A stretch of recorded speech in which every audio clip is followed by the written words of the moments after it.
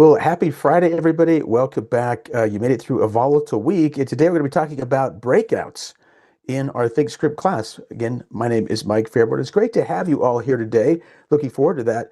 We're going to be looking at a specific breakout today, one that's in a very, very tight range, kind of like a flag pattern that a lot of traders will look at, sort of like the strongest part of the flag, where it's just going sideways, not really a pullback, but maybe somewhere where the bigger moves might come from that flag pattern on the breakout side. So looking forward to going through that with you all today. Let's see. Let's welcome you all in. Hello to you, Ray, Robert. We got BJ, Kenneth, Ocean Life, Andrew Scott, Thea, and many others. Great to have you on board, folks. We're joining the chat. Good friend of mine, colleague, James Boyd. To see him in the chat is JB. Any questions or comments you have, throw those in the chat. I'll keep an eye on those. This is really a good class for me to reference to at the end. I do like to go through and just see what all those comments were, because sometimes there are some really interesting topic requests in there as well that I like to get to. And so it is a great area to put that in. And well, with that, I want to go ahead and just jump on into our disclosures to get the show on the road here. All right, so let's start off first with noting here that options carry a high level of risk. They're not suitable for all investors. Information here is for general information purposes only and should not be considered an individualized recommendation or endorsement of any particular security chart pattern or investment strategy. Schwab does not recommend the use of technical analysis as a sole means of investment research. The paper money software application is for education purposes only as well. Now, backtesting results presented are hypothetical, and there's no guarantee that the same strategy implemented today would produce similar results going forward. Investing does involve risk, including the loss of principal, and past performance of any security strategy does not guarantee future results or success. So with that, let's go ahead and just share our screen talking about breakouts today on a Friday. I wanted to just take a quick look at the markets here. There are some interesting developments with the market. We did get a bounce in the market. Well, we're getting a bounce right now. We'll see how that unfolds towards the end of the day. But about less than an hour left. I want to show you something here. A lot of times I do think it is important to keep an eye on the markets because that might determine what type of strategy we're going to be using. We're going to be bullish, we're going to be bearish. We're still kind of in a sideways channel here. In fact, if I take this right off the tops of this range, as you can see up top here, notice this trend line. A lot of times that can act as a form of support. I'm curious if we will get a bounce in here. There are some setups in the market for the possibility of a bounce. We're right on that trend line right now. And I have seen sometimes when you do get a consolidation range where prices have been in a bit of a sideways channel, which actually we're going to be looking at today. This kind of prompted me to look at this in terms of a ThinkScript.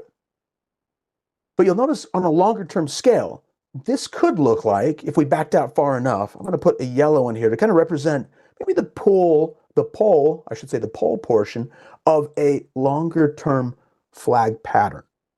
Now, a lot of times I think many of us have seen these flag patterns, and there are numerous varieties.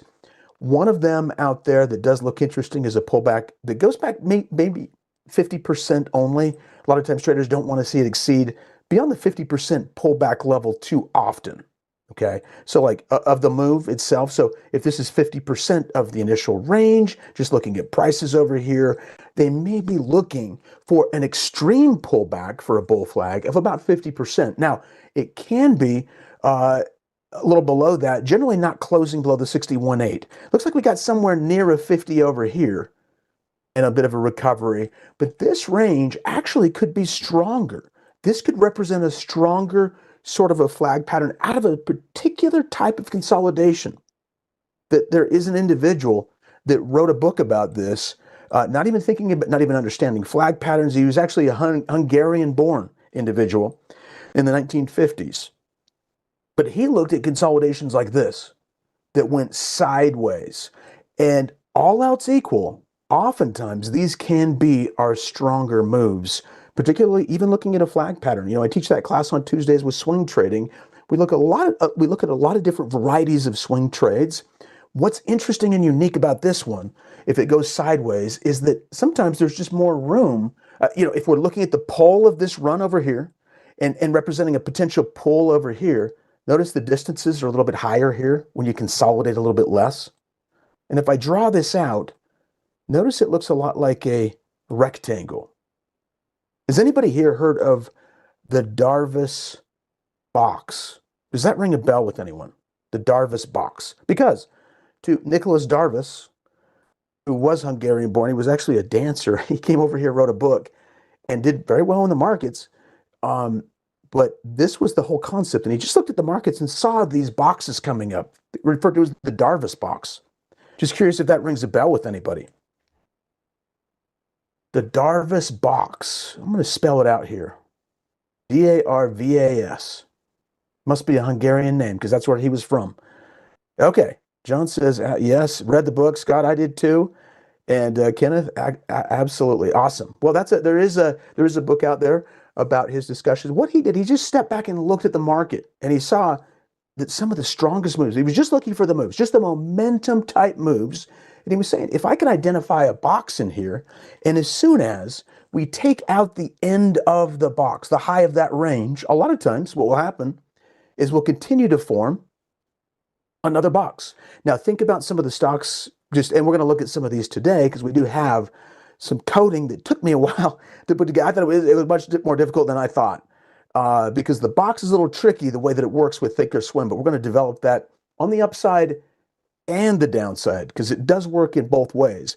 But this is really the strongest flag pattern. I mean, officially going back to the actual flag patterns from the original sort of stewards, I guess you could say, of the technical writings for price patterns themselves. They always said if it's sideways, it just represents strength. Here's the idea: if the price of the stock runs up over this range and it only holds into a very, very tight channel, folks, what's happening here is there are buyers coming in on one of these moves, but when it comes time for the natural ebbs and flows of the markets and for people to get out, it just goes nice and slow. There's just not a lot of sellers. That a lot of times for a lot of traders, I mean, that could be the hint of a really bullish move that could take off, maybe on the same trajectory, magnitude of the one over here. This two move to the upside could be equivalent. And they oftentimes are a lot stronger. Sometimes these flag patterns that come up like this come down here and they come back up and they hit this resistance. How many times have you seen this happen? They might just keep doing this. It creates its own range. We're talking about a breakout outside of the range, which actually could happen on the S&P 500 right here. It could happen there. We could see a breakout and go, but I mean, we're a ways away. We're bouncing near the bottom. It's off that trend line. I mean, that is a possibility. It could also break down and go lower too, but we want to try to find some stocks today that are making a move outside the Darvas box. One more thing on the Darvas box before we're done is that, yes, he also discovered that, he got into the downside as well. He was mostly an upside guy, but he did notice that he saw the same patterns here coming down, these little sideways moves. Now remember, to create the Darvas box, which is like a rectangle in most cases, just a rectangle, you have to have a tight range. In other words, this was very weak to the upside, right? So you've got to have highs and lows that can be drawn in here, and prices need to really stay within a range. There are ways to do that within Thinkorswim, looking at different consolidation ranges and then watching to see if it can break outside of those with the trend in either direction, up or down. And so that's what we're going to be looking at today. Okay, one thing though, let me just take a quick look at, yeah, there we go. So John's read the book, and there are some really interesting insights. I would say this: the boxes are kind of rare. It's more rare to find a flag pattern that goes sideways than it does to go down. They're the strongest out there, and so you would just normally anticipate there's just going to be fewer of those that are stronger than there are all other varieties. Okay. One thing too, before I'm done, just want to show you guys this too. Keeping in mind the direction of the market. This is something that I review in my markets and sectors class, just as a review. This is one of the indicators that we look at. It's referred to down here as the Hindenburg Omen.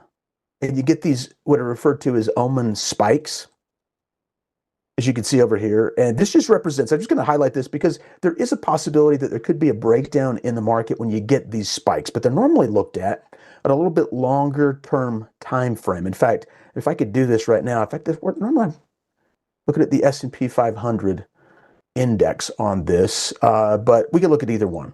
Okay, but normally what this means when you get the Hindenburg Omen, you're getting a 52-week new high, a number of them, and a fair number of 52-week new lows. And when you get a combination of these where you're getting a lot of lows coming with the highs, you tend to get a fracturing of the market. It can happen. And it comes down to what's happening with the trend. Now, this is normally viewed over a weekly time frame, but that's what the Hindenburg Omen, those spikes will show us here. And I'm just going to go into it real quick just to kind of show you guys a visual. Oh, got to go back even further on this. But notice we've been getting a lot of spikes recently. And so in other words, what does that mean? It's not some strange technical indicator. It tells us that there are also a fair number of 52-week new lows in the market with the highs. And that's when you get the spike and you can get a chasm in the market that oftentimes prices can just fall and fall sharply. What you want to tie this into, and notice over here, this was back in 22. Now we did have a pullback, as you recall, in 22. This is the end of 2022, 21. But notice over here, we also did something similar in the market. Look at this. We kind of rounded a little bit. Take a look at this with me. See us rounding over here. Where it really kind of hits, and these omens can really add up, is when you start to get lower lows and lower highs. When you get the spikes occurring, when there's a possibility of a change in trend, and like I said, it doesn't happen all the time, especially on the weekly, but we're looking at 5 years worth of data, and when you start to see the change in trend plus the Hindenburg Omen, a lot of times it can mean there's just weakness. What I'm getting at is there could be additional reasons. There could be reasons for the trend to get weaker and weaker because we're hitting those lows. Now, does that tie into our discussion today?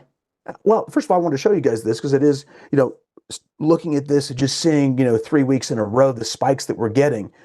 It's fascinating. It's interesting to see, but also wanted to state that, the Darvas box, we're kind of outside of these ranges. Like this box here, it broke out, it fell into another box and can continue to fall. Now, it might be even more clear on individual stocks, but I took a pause for a second, wanted to show you guys that because that could be interesting to keep eyes on as well. Okay. Nice. All right, good enough. Let's get going on this. So I'm going to start off with a discussion on, we went through the flag patterns. Let's get back to our regular screen over here. I'm going to show you the Darvas box itself. Okay, so the box itself, let's just go to any old stock as an example here. Here is Apple.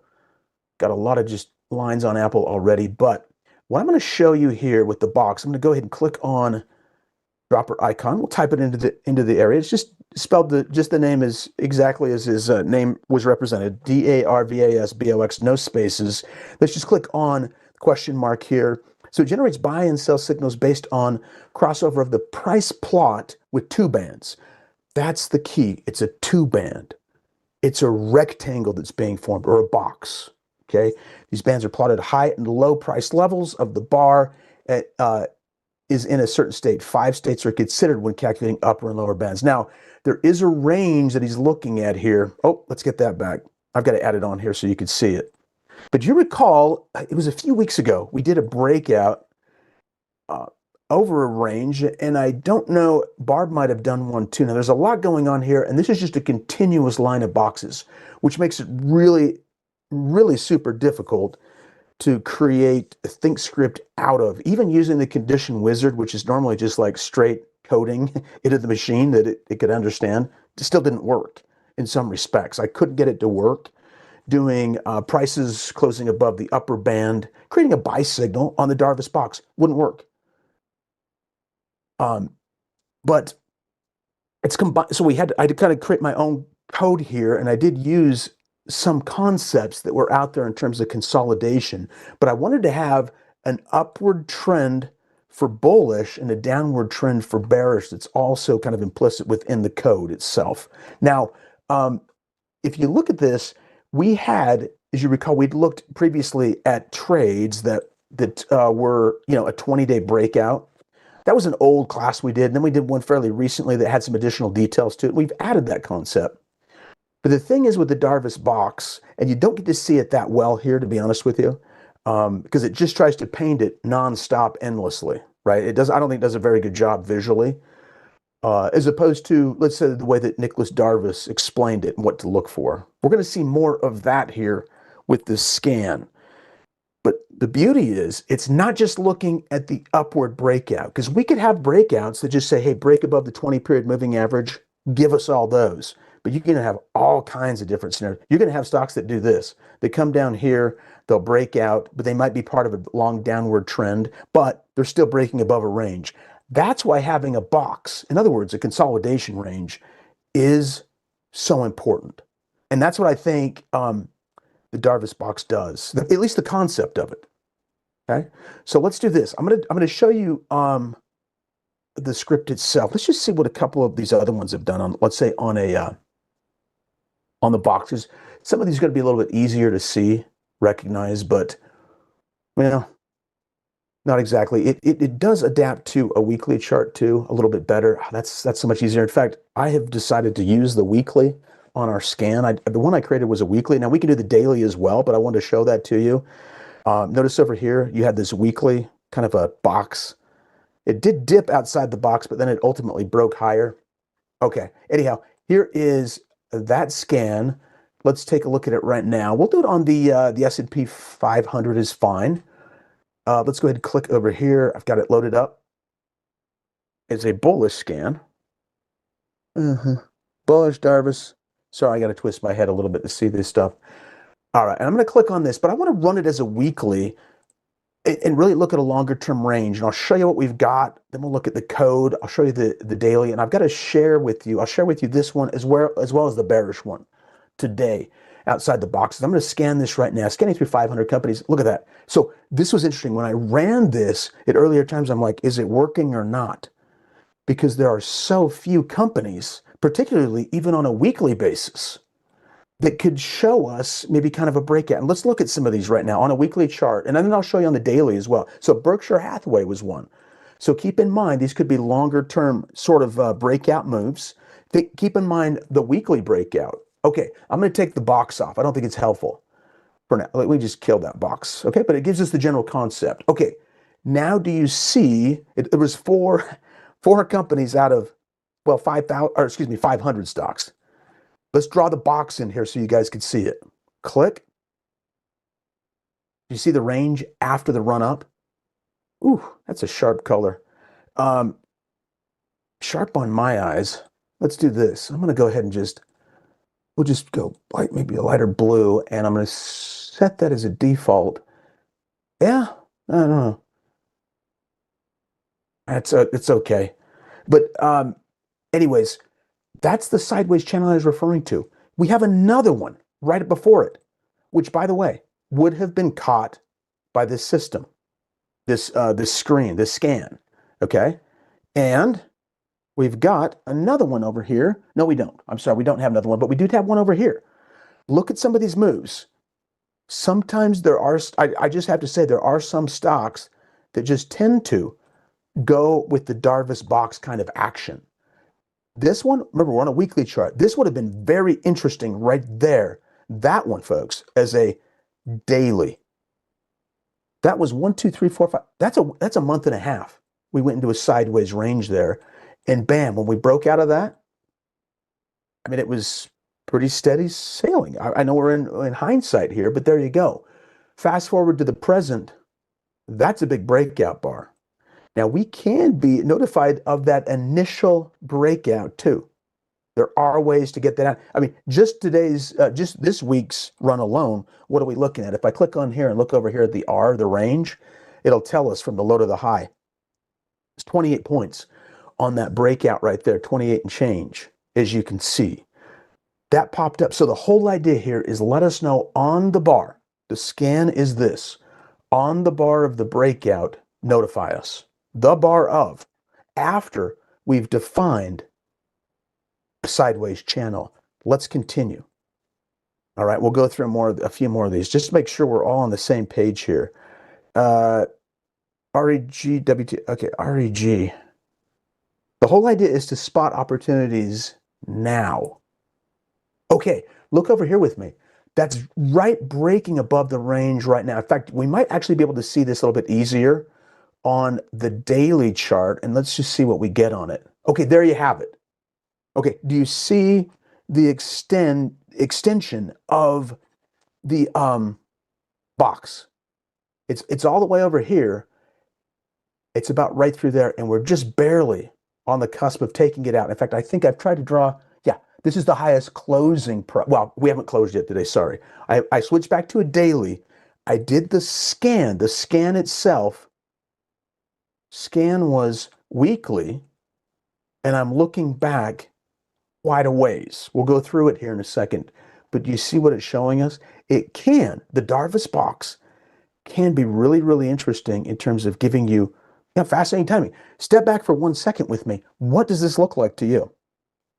We talked about it earlier with our, wasn't a great example, but our Apple trade. I think we looked at the S&P as well. What if this, folks, is a weekly pole right there? So if this is the pole of the flag, does this match the concept that we talked about in terms of a sideways channel? It does, right? It's much, much tighter. We're not getting this pull back down here into the 50% range. We're staying pretty much glued to that top. And now the scan's just spitting it out. But you can see why we're only getting 4 out of 500. It just doesn't happen too often, but it could be a fun one to run once a week to see if you're getting into these longer term sort of breakouts. We had one over here too. I think if I were to go back far enough, there may have been one over here. Box. I'm just saying some of these stocks will do this while others won't, but look at the extent of the run. Box again. And we'll go. Now, the key here is defining the consolidation range. That's the whole thing, because we have flag pattern scripts out there, and many, there are other coaches that have made these, and they're very good, they're interesting. But this is a little different. This is a different, really, it's a unique kind of flag.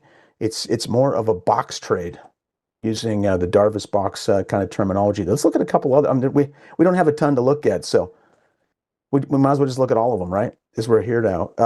Let's see, WTW and then AZO. I'm going to go to a weekly on these. Wow. Yeah, okay, now you can see a little bit easier. This is almost like, sort of like a cup and handle. It's just way up there, right? But it's like a really strong cup and handle, perhaps. I mean, it's stronger in the sense that it was more bullish over these highs. And I'm just referencing it stronger, that the trend broke out, and now we might have the next wave of the trend, perhaps. But, okay, that's that on the weekly, but that's a 10-year. Wow, okay, that's going way out. I didn't want that far out, but that's fine. Let's go back to it, WTW, and let's see what we've got. Okay, there we go. There is the range. I'm going to use my rectangle over here, my drawing tools right at the bottom. Click on that. We'll draw it through here. Show you the range right there. You see how we're just creeping out of the top of that? Let's go to the daily now. Okay. Yeah, you got to see it. Want you to see it. There you go. Really a massive run up. And we've consolidated for months now. 1, 2, almost 3, and we're just bridging the top. Fascinating, isn't it? It's all about defining the consolidation range. That's what makes this this trade unique from the others that we've looked at. Let's do another one. AutoZone, which is not a cheap stock, by the way. Okay, interesting. This is on a weekly. I can see it on a weekly chart. I could see this. We'll pull it back up again, but that would be kind of like the box. You already broke up above, and then you're testing one time. Might be seeing some resistance right here, but let's just see what we've got. Do you see another box in there? Yeah, with the exception of earnings, and earnings can be tricky. If I cut out that earnings, look at that. So clear on these tops. All through here. Let's see what the weekly looks like, because our signal is actually coming from that weekly. Okay. Yep, there's the run up right there. And like I said, for more, a better visual, I have been flipping back into those dailies. REG was that other one, and then we had, let's take it off so you can see it, but REG and then Berkshire as well. Okay. So that's kind of the scenario, the setup here. Let's go ahead and pull it up. I'll share it with you all right now in the chat. Let's get this going. And just a quick note too, as I mentioned this, it is a ThinkScript, and these are not guaranteed for timeliness or accuracy. But as long as the information is clean and we have good data, flowing through the platform, then it should spit out the numbers for us. And we can kind of go from there. But again, this is the 500, and we got 4. So we'll pull it up right now and take a quick look at it. In fact, let me just do this real quick. All right. Oh, sorry. Okay. So let's go into that script specifically. Oh, there it is. We'll pull it up. Let's talk about it a little bit. I was able to pull, like I said, there is some data floating out there, and I was able to use some of it. I adapted it more to kind of our purposes on a weekly chart.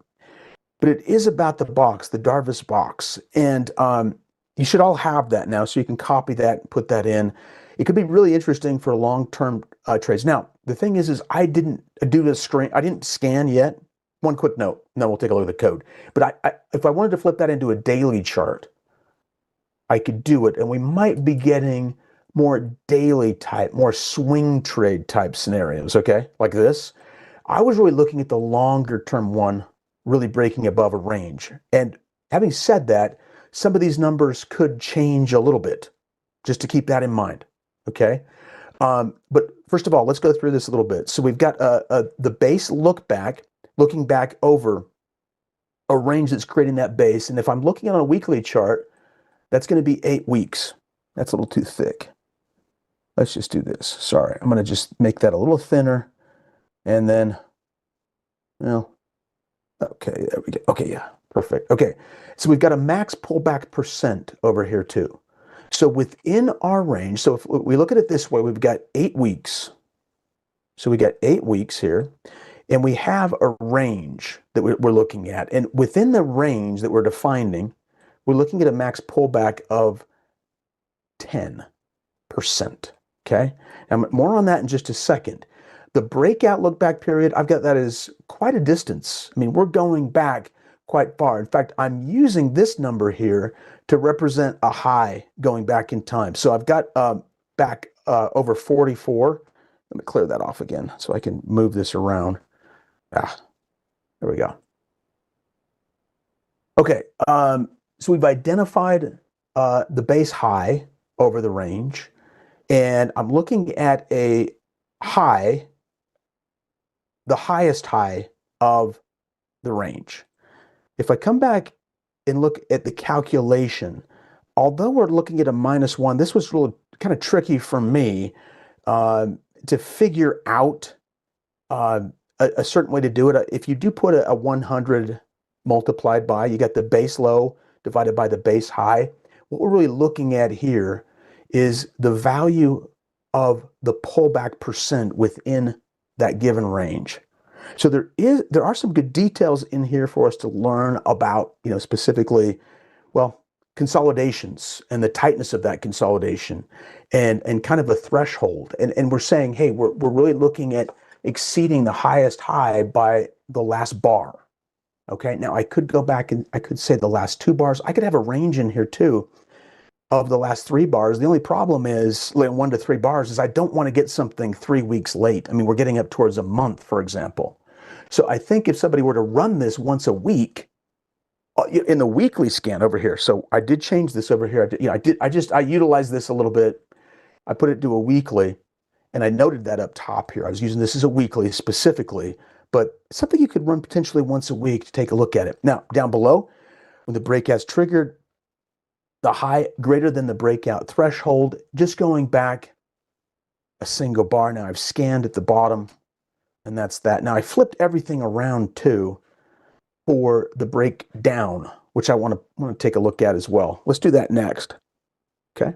And we can take a look at the weekly. We can go to the daily. In fact, we'll go to the daily. We'll mix things up a little bit here. You're going to find a lot more stocks, though, on the daily. If I run this right now, probably over, 29 companies out of 500. So just a lot more. There's a lot more, obviously, data over a shorter period of time. Then you can look at some of these companies that could be in that position. But I will say this. You might want to adjust the look back, the base look back. Okay, this is looking back now. It's a big switch. We're only looking back 8 bars or 8 days now if we're running it on a daily. It's not 2 months like we were seeing on the REGN, for example, or Berkshire Hathaway, going back 2 months. The max pullback 10%. Yeah, maybe you want it a little bit lower than that because you're not looking at a bigger kind of a consolidation.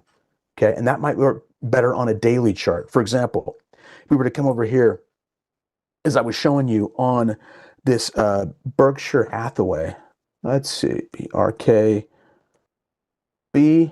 If I go in, we were looking at this weekly pullback over here. Look at the range in terms of percentages over here. And this is why we need to adjust it or adapt it. Look at the high to the low. Okay, it's going to be within 10% range. We got the 10% in there. But if you come down here with me on the daily, that's like a little less than half. It's like 4%. So you'd need to adjust that according to the time period or the periodicity that you're scanning through. Okay. We don't want it to exceed really that 10% range. And maybe in this case, you don't want it to exceed 5%. If we were to do that, we're just going to get a lot less hits over here. We're going to narrow that down into a particular range. So a few things to look at. You might want to be going over not 8 days, maybe 15 days, maybe a week and a half or something. Or, well, 15, I was thinking 15 calendar days, but 15, well, bars or something along those lines. So that's how you could adjust it. Now, let's flip over to the bearish. Actually, yeah, I'll just do that real quick. We'll get that set up and we'll go from there. It's right there. And we'll stick to the daily here for a second. I'll just show you what we've got. This is on the NASDAQ 100. Oh, wow. So we're in the NASDAQ here. So only one in the NASDAQ. So this was saved as a NASDAQ as opposed to the S&P 500. We'll get more on the S&P. Let's do this right now. But remember, this is to the downside. That was ADSK. Let's just pull up ADSK while that's coming up so we can see the differences. ADSK right there. Okay. It's showing a little bit up on the weekly. Wow, that's a big box. But there is the breakdown right there over the consolidation range. Sorry, I'll get that back down to size. There we go. All right. So thinking in terms of if we did get, like I mentioned earlier, the Hindenburg omens, if those spikes were to continue and we saw the S&P 500 actually trending lower, and maybe there's a reason for it because you're getting a number of 52-week new highs out there, an actual, additional reason. We break out of this box, which you could see. Can you see the box now? It's very, very similar. It reminded me of it, and that's what kind of prompted a lot of this. But yeah, if you look at the S&P, it has a tendency to go down and find another box. It can. It doesn't have to every time, but it can do that. And then we could be notified, of a number of stocks that are doing something very similar to the S&P 500. So that was kind of the thinking, I should say, behind the scenes. I'll share this one as well so you guys have it, or I forget. Put that in, but this is the bearish one, bearish. All right, now let me see if there are any questions in here.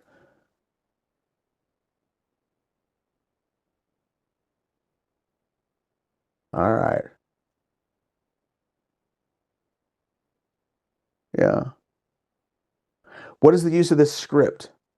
The use of this script, if I go back to my original discussion, the use of it is simply a breakout. Let's draw that in again. It's a breakout of the Darvas type box. That's the whole idea, Thea, right? As I mentioned earlier, so some of the stronger sort of flag patterns out there are these really tight ranges. And what we're looking at is the breakout right there. This is different from, let's just say, a 20-day new high or a 50-day new high. Those would show up too. But this is interesting because it isolates it into a box. It tries to, into a consolidation range. Nothing's 100%, but that's what it tries to do. So it's trying to get you a sense of when you're ready to break out, if that makes sense. Here, what was it? REG was one of them. Right there. There's the daily on REG. Do you see it?